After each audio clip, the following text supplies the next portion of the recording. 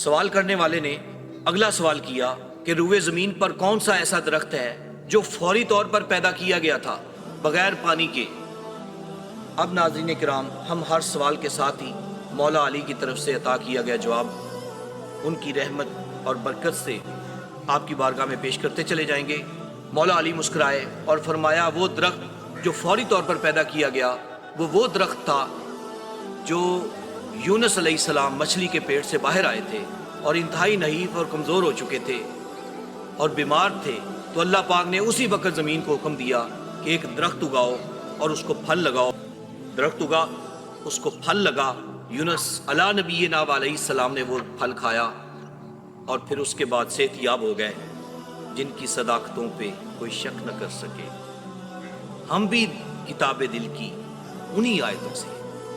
ناظرین کرام، ہم بڑھتے ہیں اپنے نیکسٹ کویسچن کی طرف، جس میں اس نے یہ سوال کیا، بڑا ٹیکنیکل کویسچن تھا، سائنٹیفکلی آپ اس بارے میں سوچ سکتے ہیں کہ ذرا فرمائیں کہ آپ کے دین کے اندر یہ لکھا ہوا ہے کہ جنت میں لوگ کھائیں گے پئیں گے لیکن اخراج کا کوئی سسٹم نہیں ہوگا، کیا سلسلہ ہے؟ کیسے ممکن ہے کہ انسان کھائے اور پیے اور پخانہ پیشاب وغیرہ نہ کرے؟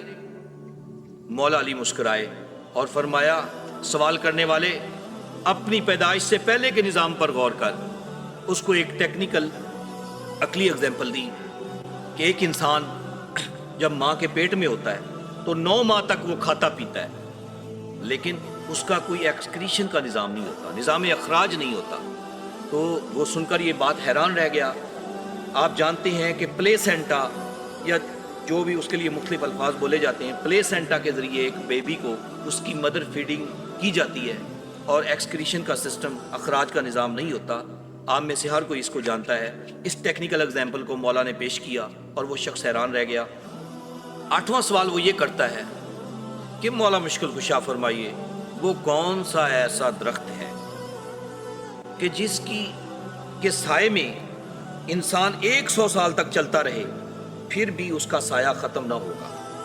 تو ابو تراب بولے، سرکار ابو تراب بولے، علی اسد اللہ الغالب، علی ابن ابی طالب نے فرمایا، ارے وہ درخت شجر طوبہ ہے، جو درخت ہے اتنا بڑا ہے کہ پوری جنت میں پھیلا ہوا ہے، اور جو انسان جس پھل کی خواہش کرے گا وہ پھل اس کو وہاں سے ملے گا، اور وہ 100 سال تک بھی آپ چلیں تو وہ درخت ختم نہیں ہوگا۔ شجر طوبہ آپ نے اس کی مثال۔ 9واں سوال اس نے کیا، یا علی فرمائیے، وہ کون سے انسان ہیں جو زمین پر موجود تھے لیکن ان کو مرنے کے بعد دوبارہ زندہ کر دیا گیا؟ مولا مشکل کشا بولے، تیری یہ مشکل اس طرح سے حل ہوگی کہ اصحاب کہف کے واقعے کو پڑھ کہ اللہ تعالیٰ نے انہیں 309 سال تک سلائے رکھا، وہ ایسے تھا جیسے موت کی حالت میں ہے، لیکن اس کے بعد ان کو دوبارہ زندہ کیا گیا۔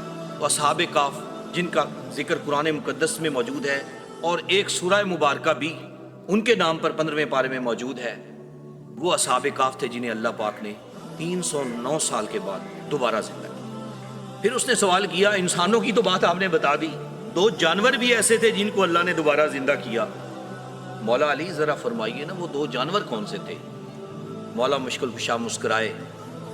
امیر المومنین نے جواب دیتے ہوئے فرمایا، سائل سن لے، وہ 2 جانور، پہلے نمبر پر اصحاب کہف کا وہ کتا تھا جس کو 309 سال کے بعد دوبارہ زندہ کیا گیا، اور دوسرا جو جانور زندہ کیا گیا وہ حضرت عزیر علیہ السلام، جو ہم نے تھوڑی دیر پہلے ذکر کیا، ان کا گدھا تھا، عزیر علیہ السلام کے گدھے کو بھی دوبارہ زندہ کیا گیا۔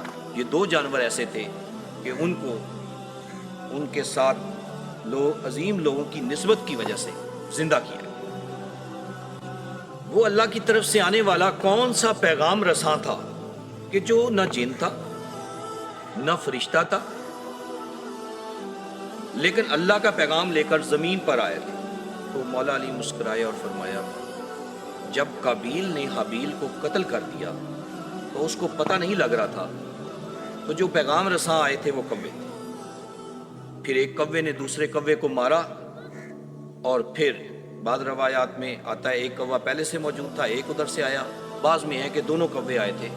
ایک کوے نے دوسرے کوے کو مارا اور پھر اس کو زمین میں دفن کیا تو قابیل کو وہاں سے آئیڈیا ملا کہ مجھے جو حابیل کو میں نے قتل کر دیا ہے اس کو مجھے اب زمین میں دفنانا ہے، اور وہیں سے انسان کو دفنانے کا آغاز ہوا۔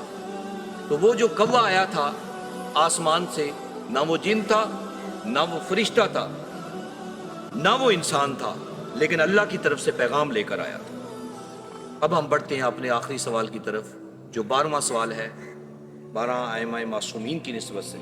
12واں سوال اس نے یہ کیا کہ یہ تو ہم بھی جانتے ہیں، تورات میں موجود ہے کہ حضرت موسیٰ علیہ السلام نے اللہ سے کلام کیا۔ آپ یہ بتائیں کہ موسیٰ علیہ السلام سے پہلے بھی کیا کسی نے اللہ پاک سے کلام کیا؟ آدم اور موسیٰ کے علاوہ بھی کسی نے اللہ سے کلام کیا؟ تو باب مدینۃ العلم و حکمت سیدنا علی مسکرائے، آپ نے فرمایا ہاں، ہر ذی روح نے اللہ پاک سے کلام کیا قبل از پیدائش۔ تو اللہ پاک نے فرمایا، ان سے پوچھا کہ بھائی تمہارا رب کون ہے؟ وہ بولی کہ اللہ پاک ہے۔ تو اللہ پاک نے پھر مفہوم اس کا یہ ہے کہ ان لوگوں کو، ان سب ارواح کو کہا کہ آپ کو آزمائش کے لیے ہم زمین پر بھیجیں گے۔ جب زمین پر آپ جائیں گے تو مختلف طرح کی خواہشات کو دیکھ کر کہیں ایسا نہ ہو کہ آپ کے ذہن سے یہ ادھر ادھر چلا جائے چیز، ہم آپ کو آزمائیں گے، اور جو اس آزمائش میں کامیاب ہوگا اس کے لیے جنت کا انعام ہے، اور جو اس آزمائش میں رہ گیا اس کا ٹھکانہ جہنم ہوگا۔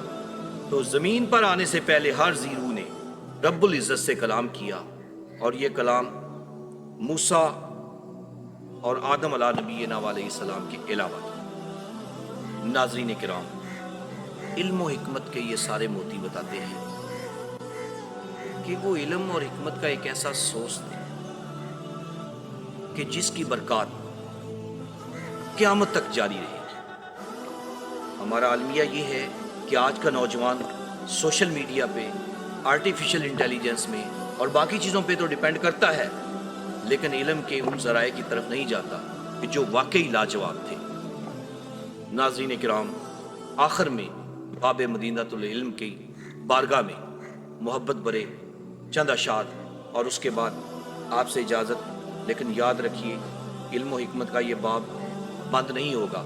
مولا نے کائنات کو یہ سارا کچھ عطا کر دیا، اور ہم انشاءاللہ تعالی آنے والی ویڈیوز میں بہت ساری ایسی چیزیں جو علم و حکمت کی بنیاد پر آپ نے دنیا کو عطا فرمائی ہیں ان کو ایک ایک کر کے ڈسکس کرتے رہیں۔ شاعر نے کیا خوب آپ کے بارے میں فرمایا، علی جمال دو عالم، علی امام زمن، علی وقار دل و جاں، علی بہار چمن، علی عروج فصاحت، علی کمال سخن، علی عرب کے اندھیروں میں حق کی پہلی کرن، علی ولی سے گریزاں نہ ہو خدا کے لیے، علی ولی سے گریزاں نہ ہو خدا کے لیے، علی تو قوت بازو ہے مصطفیٰ کے لیے، علی تو قوت بازو ہے مصطفیٰ کے لیے۔ ناظرین کرام، آخر میں یہ کہوں گا، یہ سوچنا بھی اب سے ہے کہاں کہاں ہے علی، جہاں جہاں ہے حقیقت وہاں وہاں ہے علی، ادھر ہے ذات محمد ادھر صفات خدا، انہی لطیف حجابوں کے درمیان ہے علی، انہی لطیف حجابوں کے درمیان ہے علی۔